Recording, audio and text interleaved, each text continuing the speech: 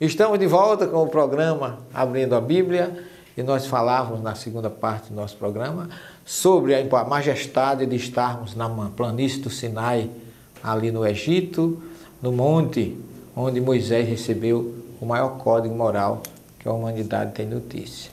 No Egito, nós também tivemos a oportunidade de conhecer a igreja de São Sérgio, um santo que era um soldado romano, que era soldado de Maximiano, e ele era, conhecendo a história de Jesus, ele se tornou cristão, e como a Roma pagã fazia questão que os seus soldados e os romanos seguissem os seus ídolos, o politeísmo dos seus deuses, e Sérgio e Baco se negaram, não aceitaram seguir. E ele foi trucidado, ele foi obrigado a calçar uma sandália com pregos profundos e caminhar assim até quando ele não pôde mais. Ele foi decapitado e foi um mártir em nome de Jesus.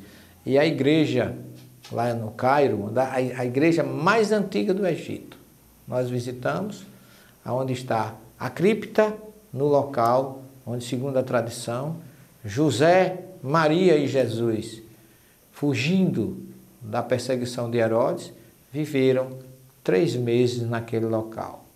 É um local fantástico, um local diferente. A igreja tem 12 colunas representando os 12 discípulos de Jesus, numa estrutura bem antiga, mas muito interessante, que acabou fazendo com que refletíssemos uma coisa muito interessante. O Egito foi o berço, precursor do monoteísmo hebreu.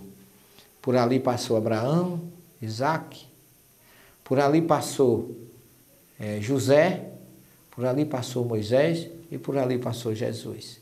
Todos os grandes patriarcas passaram por ali.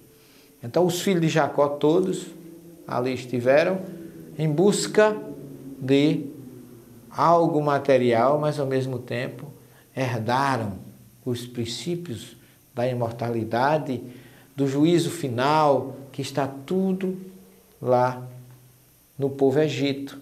Porque o princípio do juízo final, relatado por Jesus em João 5, 28 e 29, tem muito a ver com o que você vê lá no Museu do Cairo, retratado um quadro sobre o juízo final, com a pesagem do coração comparado com a pena, mostrando que aquilo que a gente faz, aquilo que o nosso coração nos leva a proceder, a gente colhe, e que há sempre uma medida que é feita das nossas atitudes, dos nossos atos.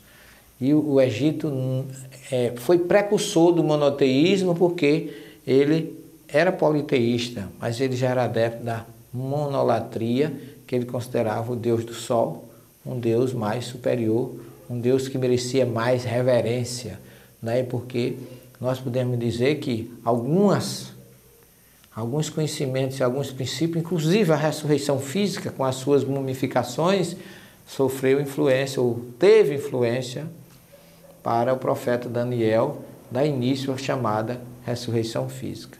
Então o Egito foi assim um berço muito, muito rico, porque ele representou em si a base dos conhecimentos espirituais que vieram como resultado daquela civilização tão rica, dando como origem o monoteísmo pregado por Abraão e seus descendentes. Do Egito, nós gostaríamos de registrar aqui que nós já fomos direto para Tiberíades, seguindo toda aquela rota, começando por Eilat e passando emocionalmente para mim pelas cavernas de Qumran, lá no Mar Morto, onde foram descobertos os manuscritos daquelas cavernas, e eu como tradutor, e eu como alguém ligado a textos antigos, me senti muito feliz de visitar, de estar ali naquele ambiente, em Qumran, vendo toda a sua história, vendo aqueles potes de barro que a gente conhece a história, que foi um árabe que encontrou naquelas grutas esses potes com pergaminhos que vieram trazer como suporte. Livros como o Rolo de Isaías, que veio confirmar a existência dos textos sagrados, conservado pelos essênios ou por outras civilizações que viveram ali em Qumran.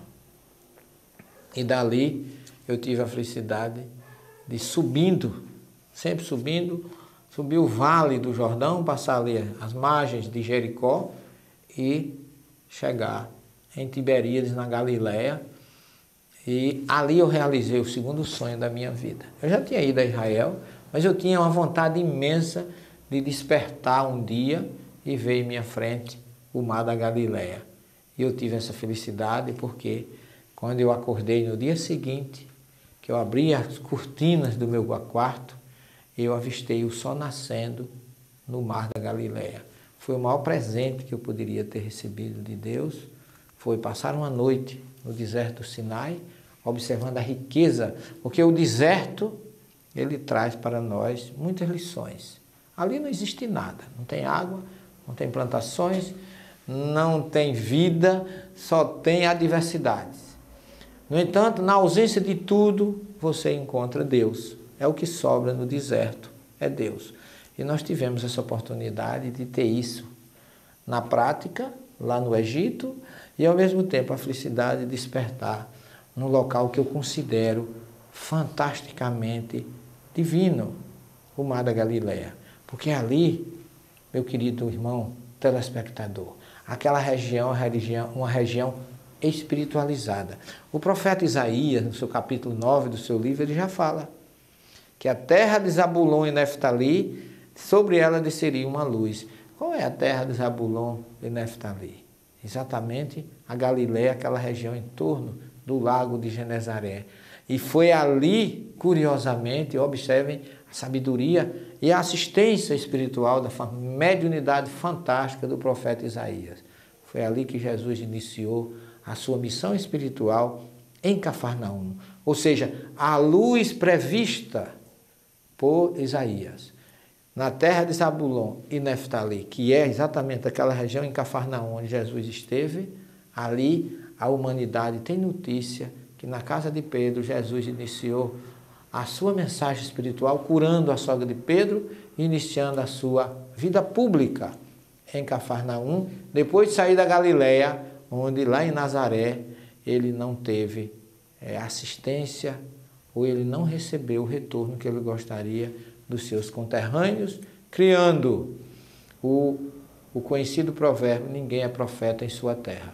Então ele deixa Nazaré, na Galileia, e vai para Cafarnaum, também na Galileia, iniciar a sua missão. E ali nós tivemos a felicidade de despertar e ver o sol nascer, trazendo como se fosse Jesus, como predisse o profeta Isaías, descendo, trazendo luzes para as trevas naquela região de Zabulon e Neftali. Fique com Jesus, um beijo, até o próximo programa e muita paz.